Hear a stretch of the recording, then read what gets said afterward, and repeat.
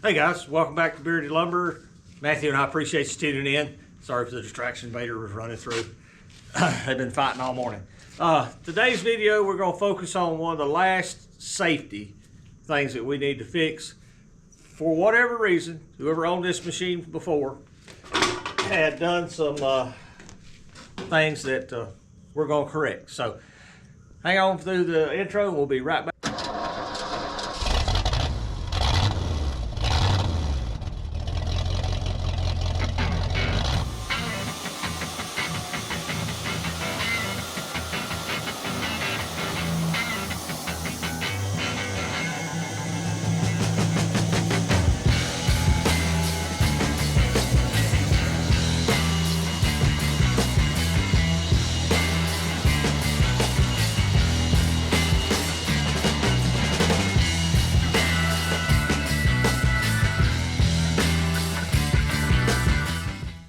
Okay guys, let's talk about what we're going to be doing. For whatever reason, and I can probably figure one of them out. I don't know if you can see it. They hogged this hole out here, and the reason they did that is so they didn't have to take it off. Well, that's not proper. All you got to do is make your pipe where it's removable. So we need to fill this hole, and also right here, you don't need to be able to get your hands in. You know, that's pretty obvious. So I don't know why they whacked that out. You only need just a little bit of clearance here. So Matthew and I have been busy a little bit off camera, and we've made a template of what we want to do. And this template is basically going to cover all this up.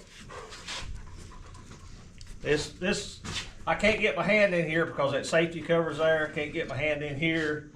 Can't get my hand down here. Now we did look at a lot of pictures of these wheeling profile mats that had the original cover on it, and this mimics it pretty close. So I don't know why somebody would do that, but we're not going to run it that way. Matthew and I value our fingers. Matthew's got 10, I got 9 3/4. I lost the end of one at a young man, and I don't recommend it to anybody. It's not a fun experience. So this is our last major safety thing that I think that we have. We got a couple of parts and pieces we're going to put on. The electrician was here yesterday. We spent some time with the winding electrical expert. My electrician had some questions. Without getting deep in the weeds, there's a lot that goes on with these electric motors. There's 7 of them, and they're not all 7 wired the same way. And we're needing to move them up from 230 volt to 480 volt, high voltage 3-phase. So the electrician wanted to make sure everything was kosher. Some of these have soft start. If you know anything about electrical, that makes it a lot more complicated. But shout out to Whiting. They're a tremendous asset. The guy spent an hour and a half on the phone with us, answering all kind of questions. He sent me PDFs and texts, and I sent him some PDFs and pictures that we had, and we're pretty close to having it worked out. So enough about that. That'll be in another video, hopefully soon. We did get our wire delivered, so we're right down to the nitty gritty. But I'm not going to run this machine where somebody can walk up and do something bad. You know, there's nothing good going to happen with you putting the body part inside here. Matthew would agree.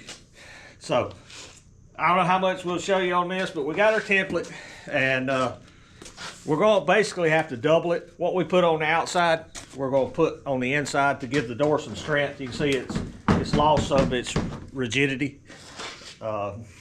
Just part of the game. You buy something used.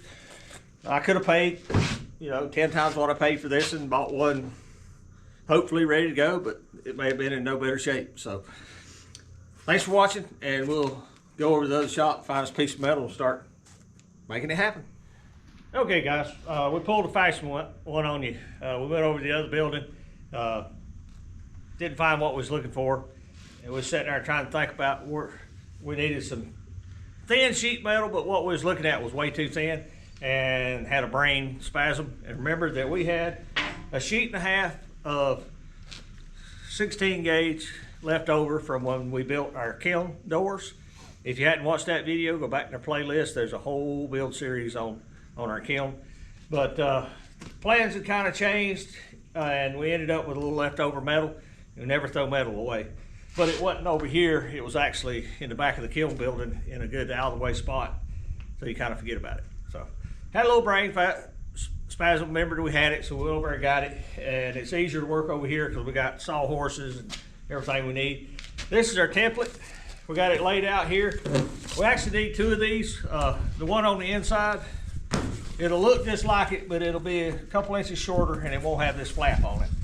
But we're gonna whack out two of these and need some inspiration on color. We hadn't figured that out yet, so it may be a surprise. So we'll put you on time lapse. We're gonna go through here and whittle this out. There's a whole, you can see by the template, it's a whole bunch of nicks and cuts and stuff. Let's get to work.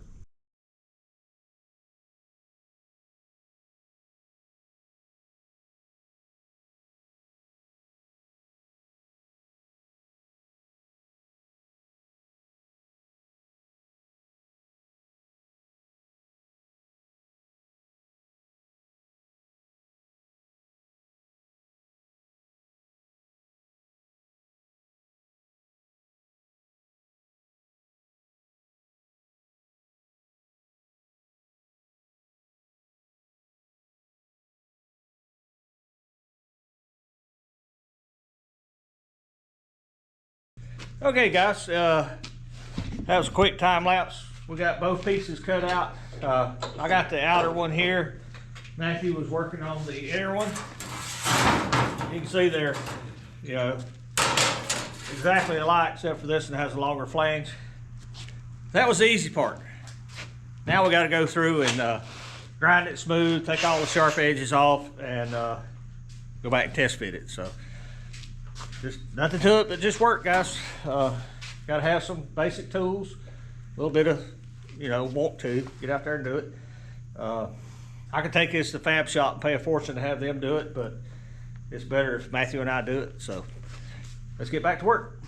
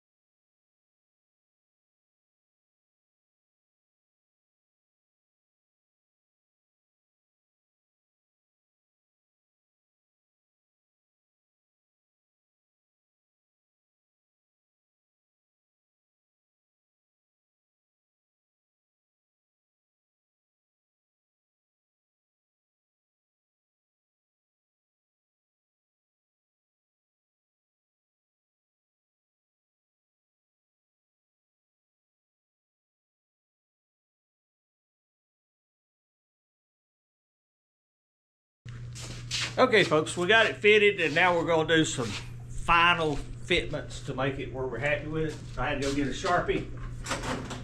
Okay. Let's see here. I want to take, oh come on, mark. Take all that off, that's good. That needs to come off right there. You're gonna have to straighten some of these lines out. I'm just trying to rough draw it. That's pretty good there. Still in the mohawk, yeah. This has definitely got to come off right here. Okay, Sharpie for you. I'll hold this up.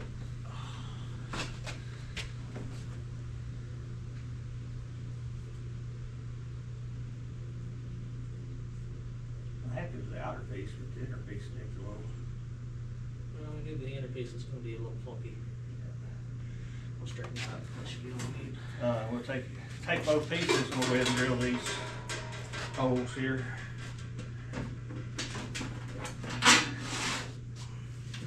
Get that, and I got this one. Okay, guys, we needed just a little adjustment on the inside because it's got a lip. We're gonna cut those off. We'll come back for another fitment. Okay, guys, we're back. We got a little extra trimming done. We're gonna try another fitment.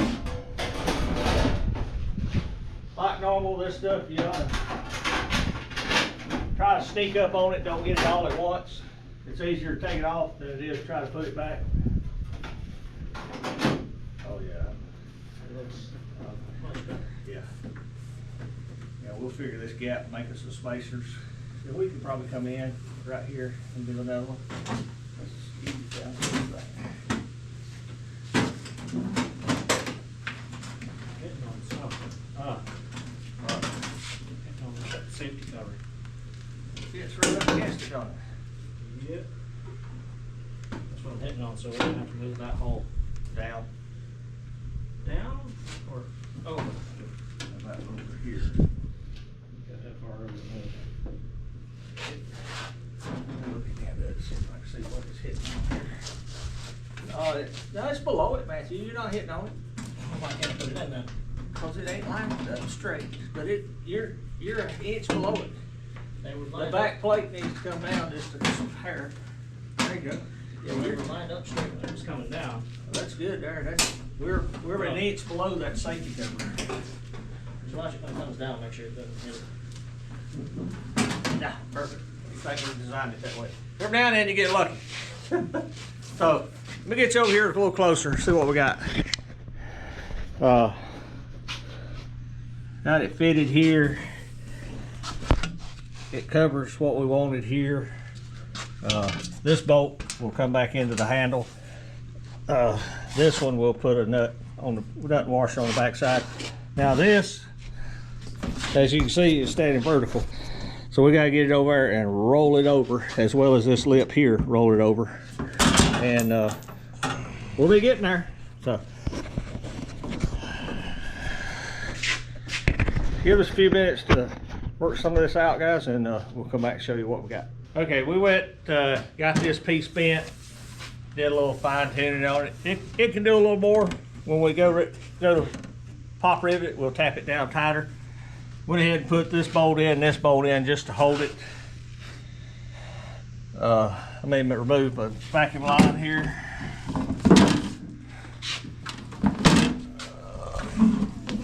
Okay. You can see we got two plates, and we're gonna cut some 1-inch spacers to bolt them together, and there'll be some more bolts put in it. But we got the shape the way we want it. That's probably gonna do it for now, because we need to get some paint on this. So we're gonna take it over there and spray a little paint. We'll come back and finalize it, but I'm happy with that. Yeah, it'll once we put some more hardware in it, it'll get a lot stiffer. They cut out so much, they took a lot of the strength out of it. We added some weight back with the metal, no doubt, but it's better. You know, you can't get your hands in here now. It's a whole lot safer. I feel better about that. Never know who will be around one day and do something they shouldn't do. And it definitely won't be Matthew and I. So I hope this helps. This is something you can do. Anybody can do it. You have to have a little bit of metal, a little bit of want to try it. So that's going to do it for now. We'll go back over to the other shop, get it prepped, get a little paint on it. Okay, guys, welcome back. We jumped ahead a little bit without you. Sorry. Got our piece cleaned up, painted. You can see we've had to put some bolts in it. These bolts here go through solid material, and these here is nothing but air. So we cut some spacers and slid in there to be able to clamp it together. We may go back and put a little spray foam in it. I don't know. Not that important right this second. I've got to put a couple more here, and then I'm just still debating whether bolts or pop rivets, and I'm kind of leaning towards bolts right this minute. Just drill all the way through. It has added a great bit of strength, and that's what we were looking for. So You see under here, and here's the open cavity I was telling you about. Somebody makes a mess out of it, you just got to fix it.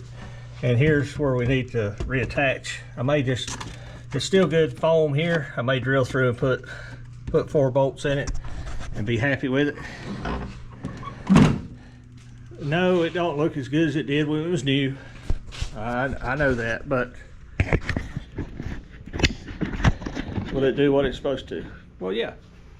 Its whole intention is to keep you from putting hands and fingers and arms in places you not supposed to. It's best you can do in a bad situation. You might could find one of these lids used, but I can tell you, people are not going to sell it. They don't want to part these machines out. You might find somebody who's willing to if it has some bad spindles or something, because the spindles are extremely expensive. Spindles for this machine, rebuilt, 3 to 4, new, 6,000–7,000 a piece. So, you know, having some bad spindles can get real expensive real quick. But I didn't even look. It's not worth the effort trying to look for a lid. It still functions. We just got it cleaned up a little bit, make it a little safer. There's a piece of rubber here. I guess it's there to keep any chips from flying out the back. It was old and cracked. We took it apart and cleaned it. And if you ever used any Vitathane tape or zip tape, you know how good that stuff is. We taped it all back together, got it in there. It does a simple job. It just keeps wood chips from jumping over in there, keep them down in the machine. We got the rest of our guards put on. One here. This one is over in the shop. I made some modifications to it and it's painted. And then the new machines have a guard that rides right here. And let me get you over here a little closer. If you can see, get out here where you're at. Yeah. This hole here, if you're planing an 8-inch board, well, it's covered. Or if you're doing a 4-inch board, you got this much knife exposed, and it's easy to drop a tool in, hand, whatever. So Matthew's made a cover that goes over here, and as you move out, it moves out. As you go in, it goes in. Another very important safety feature. So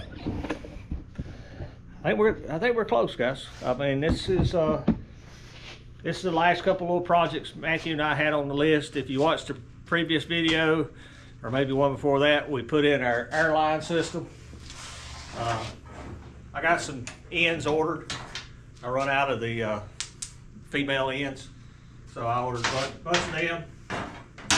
But we can make a connection now from our air compressor to our motor, and all that air is for is you got these 4 air shocks, and they put weight down on your wood as it's going through, and it is adjustable. There's 2 knobs on there. You can adjust the front and the rear beam as far as how much load you want on it.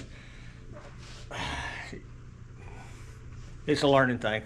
Even the instructor said that you're just going to have to run your wood and figure out, you know, where your sweet spot is, having enough pressure.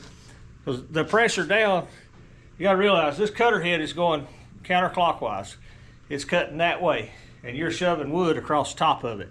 So if something ever let go, it's going out that way.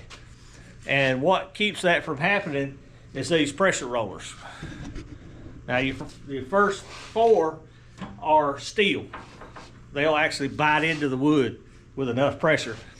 And then your last 2 are neoprene, one on the top and one on the bottom.